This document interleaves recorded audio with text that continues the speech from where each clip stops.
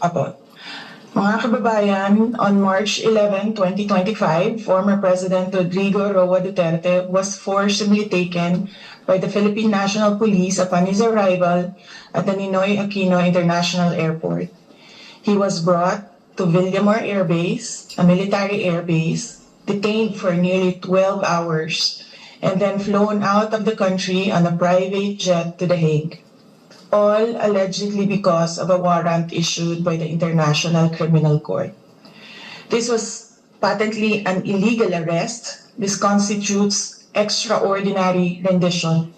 A Filipino citizen, a former president, was taken into custody without a valid warrant issued by a Philippine court, without due process, and without any legal basis under our laws. The Constitution is clear. Section 2, Article 3 of our Constitution explicitly states, the right of the people to be secure in their persons, houses, papers, and effects against unreasonable searches and seizures of whatever nature or for any purpose shall be inviolable, and no search warrant or warrant of arrest shall issue except upon probable cause to be determined personally by the judge after examination under oath or affirmation of the complainant and the witnesses he may produce, and particularly describing the place to be searched and the persons or things to be seized. This means that for an arrest to be lawful, it must be carried out pursuant to a warrant issued by a Filipino judge of a Philippine court. Nasaan po ang warrant of arrest na inisyu ng hukuman ng Pilipinas? Wala. Without a valid warrant from a Philippine court, this was at best a warrantless arrest. Under the rules of court, warrantless arrests are only permitted in 3 instances: in flagrante delicto, hot pursuit, and escaped prisoner. None of these circumstances applied to the case of the former president. So, what was the legal basis of his arrest? The authorities acted solely on an ICC warrant, a document that has no legal effect in the Philippines unless reviewed and validated by a Philippine court. In fact, even assuming without conceding that the government itself wished to recognize and enforce the ICC's warrant, it still violated the Rome Statute itself. Even by ICC standards, the former president should have been brought before a Philippine judge to determine the validity of his arrest before he was handed over to a foreign court.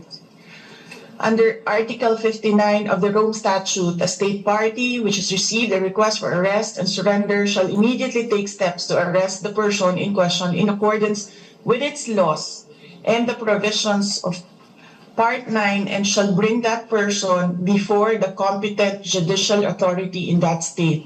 Yan ang sinasabi ko paulit-ulit nung nasa labas ako ng gate ng Villamor Air Base. And why was this not done? If they claim to abide by international law and standards, then why did they conveniently choose to ignore this provision? The fact remains that we are no longer a state party to the Rome Statute. We are no longer a member of the ICC. In fact, in a letter dated December 15, 2023, the President himself wrote to me, with respect to your concerns, legal or otherwise, on the investigation to be conducted by the International Criminal Court into the previous administration's war on drugs, I remain steadfast in my resolve that the jurisdiction of the ICC over the Republic of the Philippines after the effectivity of its withdrawal therefrom is very much in question.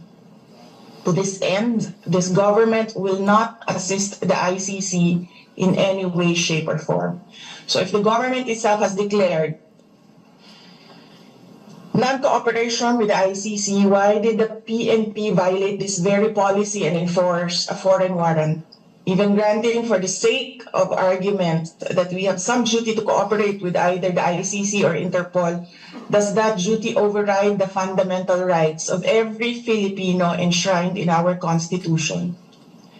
What happened on March 11, 2025 is not just about one man. It is about all of us. It is about the country. If a former president can be taken without due process, what stops them from doing the same to any other Filipino?